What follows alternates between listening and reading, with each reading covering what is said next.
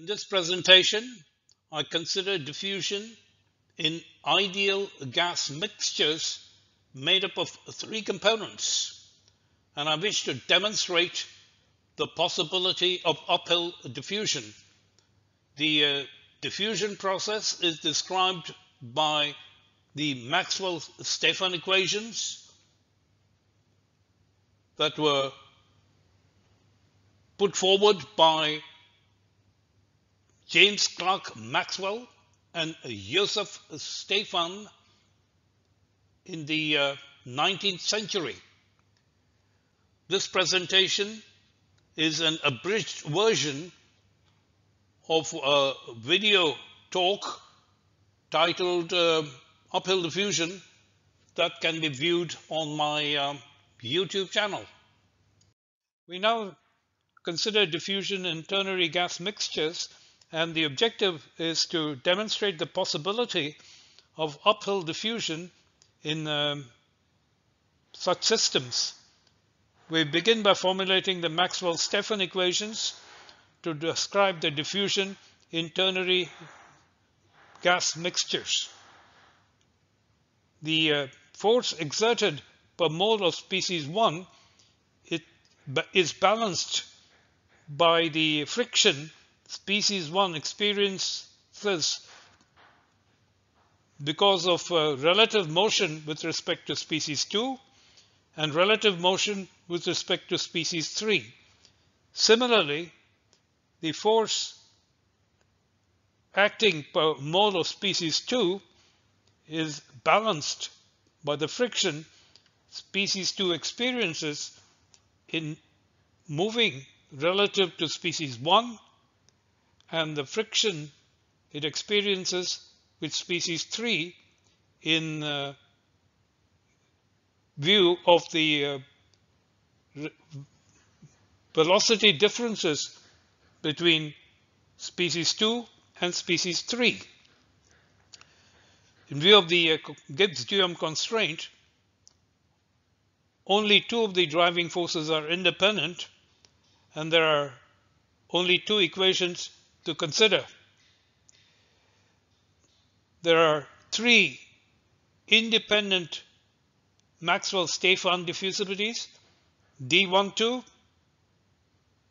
D13, and D23. These represent respectively the inverse of the drag between 1 and 2, inverse of the drag between 1 and 3, and inverse of the drag between 2 and 3. D21 equals D12 as a result of the Onsager reciprocal relations. In setting up these equations, we ignore three-body collisions. That is the assumption normally made in the development of the kinetic theory of gases. The Maxwell-Stefan diffusibilities, D12, D13, and D23, are all independent of composition for ideal gas mixtures, and these can be determined with very good accuracy using the kinetic gas theory. An important advantage of the use of the Maxwell-Stefan formulation, say in comparison with the Onsager formulation, is that the diffusibilities D12, D13, and D23 are independent of the choice of the reference frame, because these diffusibilities are defined in terms of differences in the diffusion velocities, one with respect to 2, one with respect to 3, and 2 with respect to 3. The constraint imposed by the second law of thermodynamics demands that these Maxwell-Stefan diffusibilities be positive definite. Solving the Maxwell-Stefan equations to obtain the component fluxes in ideal gas mixtures is not a trivial exercise if the number of components is 3 or more. in 1976, in a paper published in AICHE journal, Krishna and Standart presented an analytic solution to the Maxwell-Stefan diffusion equations for n-component ideal gas mixtures. This paper has been the subject of many citations over the years, and I'm going to spend some time describing the essence of the matrix method of solution developed in this 1976 paper. The work was done at the University of Manchester in the Department of Chemical Engineering, and the Department of Chemical Engineering was housed in Jackson's building. The second author of this paper is George Lennell Standart, who was professor of chemical engineering, and he died prematurely in 1978, shortly after the publication of this paper. So let us examine how the analytic solution to the Maxwell-Stefan equations were set up by Krishna and Standart. To solve practical problems of relevance to chemistry and chemical engineering, we first need to recast the Maxwell-Stefan diffusion equations in terms of the component fluxes. I demonstrate that for a ternary gas mixture. These are the set of two independent Maxwell-Stefan equations. Because of the Gibbs-Duhem constraint, we have only two independent driving forces for diffusion, which are the chemical potential gradients for components 1 and 2. For ideal gas mixtures, the chemical potential gradients can be replaced by the gradients in partial pressures, or equivalently the gradients in the mole fractions of components 1 and 2, where Y1 and Y2 are the mole fractions of components 1 and 2. Let us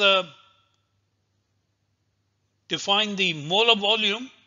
V sub m is R, the gas constant, times T, the temperature, divided by the total pressure. That is the molar volume. It is also the inverse of the molar concentration Ct, but Ct is the total pressure divided by RT. The fluxes of each of the components in a laboratory fixed reference frame is the total molar concentration times the mole fraction of that component times the velocity of transport u sub I. The total flux of the mixture n sub t is the sum over the three species of the fluxes Ni.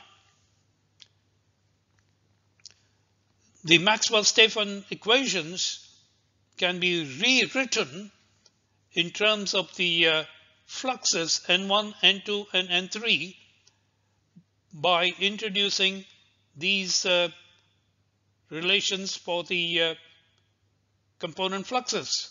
Ni is Ct times Yi times Ui. It is important to note from the start that we have two differential equations for the two independent mole fraction gradients, and we have three unknown fluxes to determine. The Maxwell-Stefan diffusivity is D12, D13, D23 can be determined from the kinetic gas theory, and the Onsager reciprocal relations demands that D12 equals D21. So let's first address the problem of determinancy, because we have three unknown fluxes and two independent differential equations. We need a third relation to bootstrap the problem.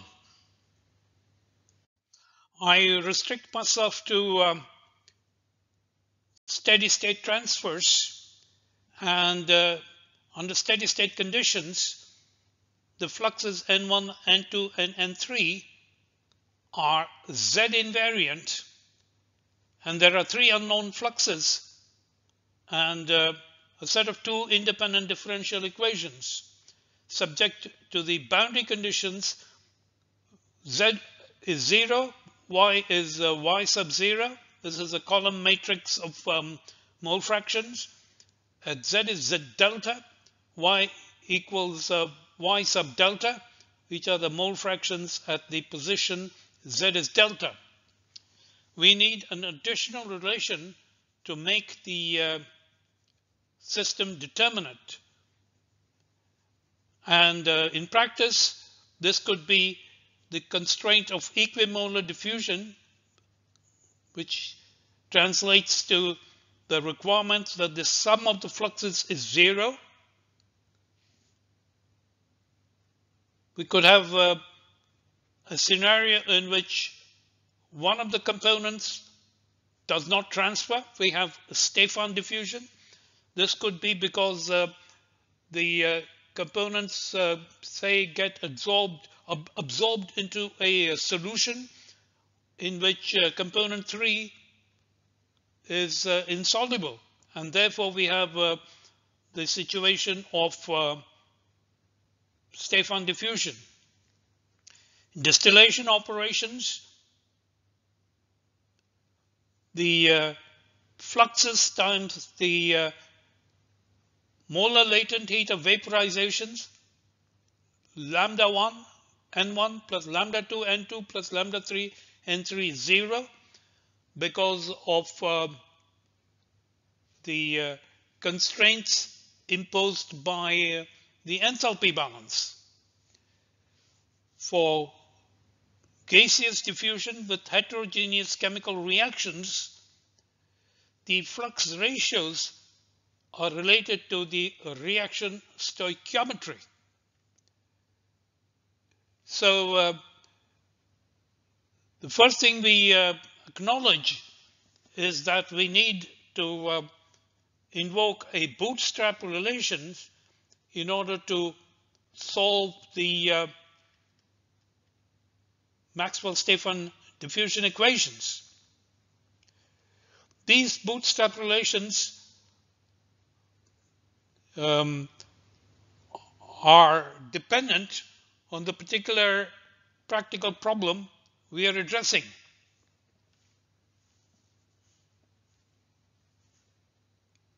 Let me illustrate the Krishna-Standart matrix solution to the Maxwell-Stefan equations for the special case of a Stefan diffusion, which is N3 0. This scenario is relevant to describe diffusion distillation as explained in detail in my paper published in 2017 in Chemical Engineering Science. So essentially, we have a scenario in which the flux N sub 3 of component 3 is 0. And therefore, the Maxwell-Stefan diffusion equations are written without taking account of N3. These are the boundary conditions, and we define a dimensionless distance coordinate eta that equals Z divided by the length of the diffusion path. In addition, we define a square matrix phi. This is a capital phi that contains the fluxes N1, N2, the Maxwell-Stefan diffusivities, the film thickness, and the total molar concentration. This is a 2 by 2 square matrix. We also define a column matrix phi, which is a small letter phi, also containing the fluxes N1 and N2, and the Maxwell-Stefan diffusivities D13 and D23, the film thickness delta, and the total molar concentrations. With these definitions of the square matrix and the column matrix, the Maxwell-Stefan diffusion equations can be written in two-dimensional matrix notation in this form. Let's proceed to solve this two-dimensional matrix differential equation. The two-dimensional matrix differential equation can be solved analytically to obtain the composition profiles within the film, where y eta minus y naught is the difference in composition between the compositions at any position eta and the position 0. We have here product of two square matrices containing the square matrix phi and the matrix I, which is the identity matrix. The identity matrix is a matrix that has unity as diagonal elements, and the off-diagonal elements are 0. For Stefan diffusion, we define the Fick diffusivity at position eta is 0 in this manner. And if we do that, we are able to derive an explicit expression for the fluxes N1 and N2 in the form of a column matrix. This equals minus Ct, which is the total molar concentration of the mixture, divided by the length of the diffusion path, multiplied by the Fick diffusivity matrix determined at position eta is 0, times the gradient of the move fractions with respect to the position, and this gradient is determined at position eta is 0. So this composition gradient matrix can be obtained from a differentiation of this analytic solution, and this yields this expression shown here, which is Ct divided by delta times the Fick diffusivity matrix times a correction factor consisting of a product of two square matrices. We have here the square matrix phi times here there is an exponent of the matrix phi minus the identity matrix and the inverse of that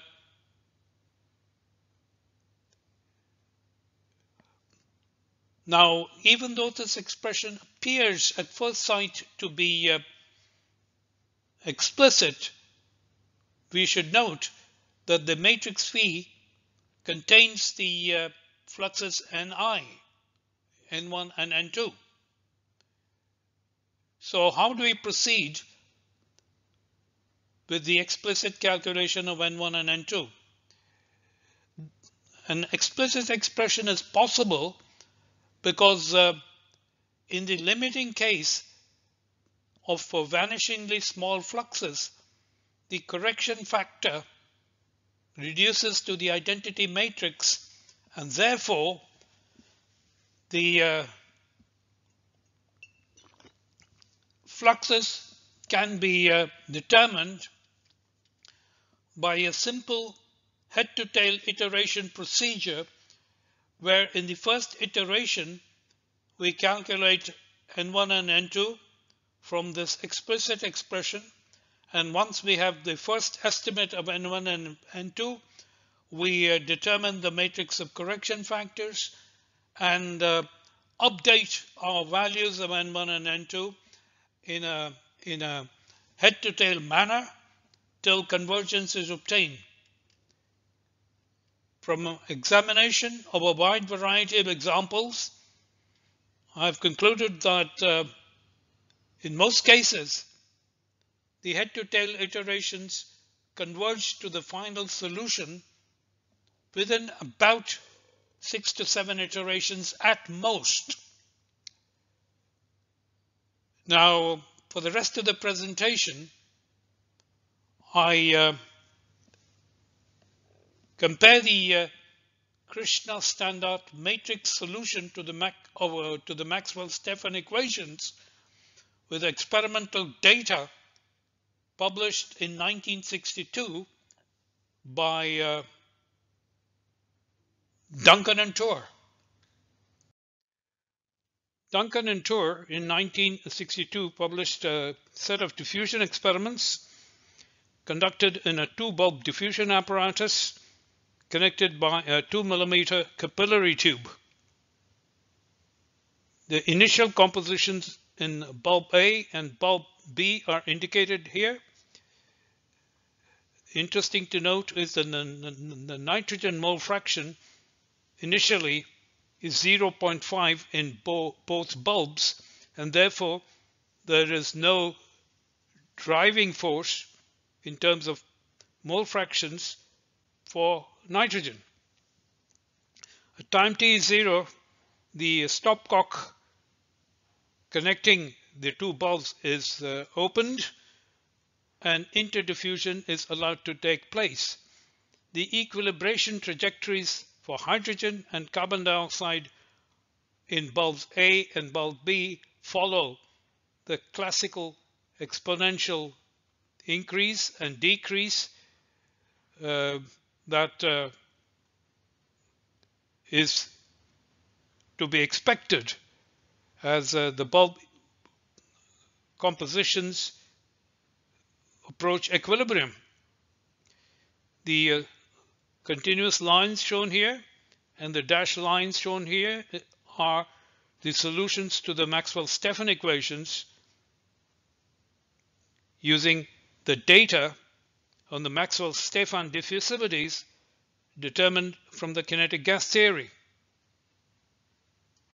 The equilibration trajectories for nitrogen in bulb A are indicated by the red circles, and in experimental data for equilibration in bulb B are indicated by the open circles.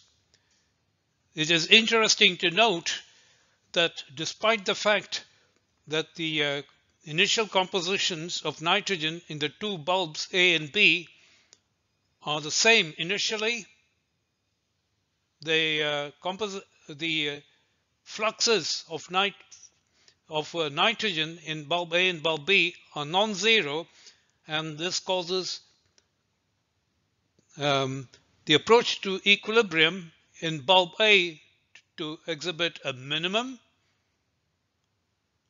and in bulb B to exhibit a maximum before eventually they equilibrate to the same compositions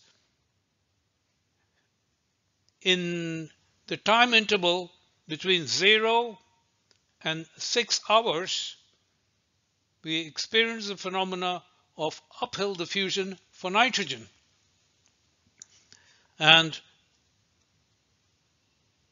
what is notable is that the bulb B has a higher mole fraction of nitrogen, but this continues to increase at the expense of composition of nitrogen in bulb A.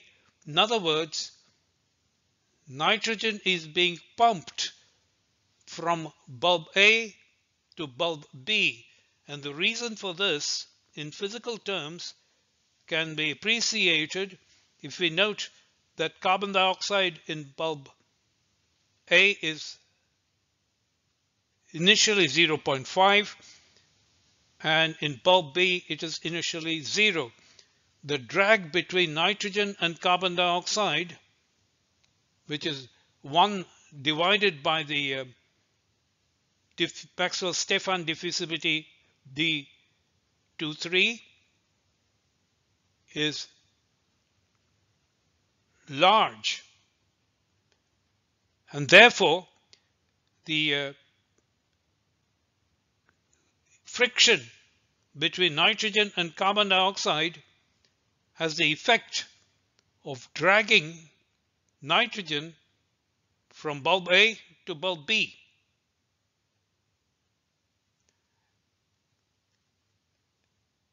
At this time, we note a plateau in the compositions. So even though there is a large difference in the mole fractions in the two bulbs, the flux of nitrogen at this point is 0 because the concentration profiles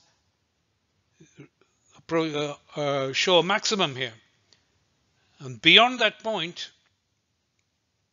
normal behavior manifests, and the two compositions in bulb A and bulb B approach one another to finally reach equilibrium at very long times.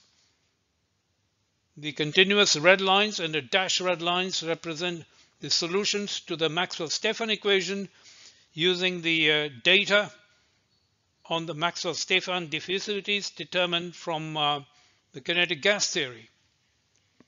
Indeed, in this paper cited here, Joseph Stefan anticipated the occurrence of uphill diffusion in ternary gas mixtures using a formulation that is almost identical to the ones we use to solve and obtain these calculated profiles. The experimental data of Duncan and Tour measured in the two-bulb diffusion apparatus is plotted in ternary composition space in the red circles denote the equilibration from the initial compositions to the final equilibrated composition. The green squares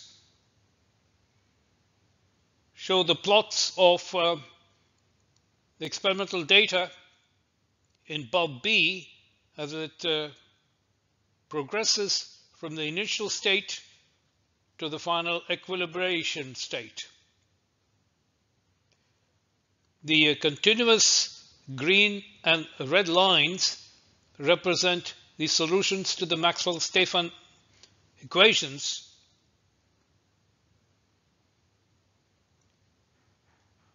If the diffusion process is assumed to be uncoupled, in other words, the flux of each component is taken to be proportional to the mole fraction gradient of that component with a proportionality constant di that is independent of composition, then the equilibration trajectory would follow a straight line drawn by the dashed black lines. The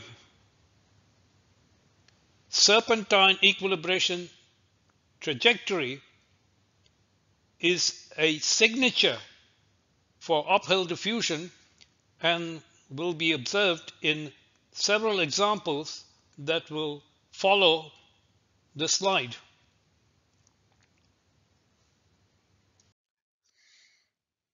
We ask ourselves the question whether the interdiffusion of the ternary gas mixture in the two bulb diffusion experiments of Duncan and Tour violates the second law of thermodynamics because of the uphill transport of nitrogen. The second law of thermodynamics mandates that the rate of entropy production be positive definite. The entropy production for the ternary mixture is given by this expression, where J1, J2, and J3 are the diffusion fluxes of hydrogen, nitrogen, and carbon dioxide. And these represent the gradients of ln x1, ln x2, and ln x3, where x1, x2, and x3 are the mole fractions. For uphill diffusion of nitrogen, this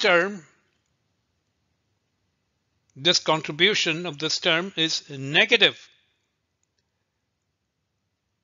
In other words, nitrogen consumes entropy.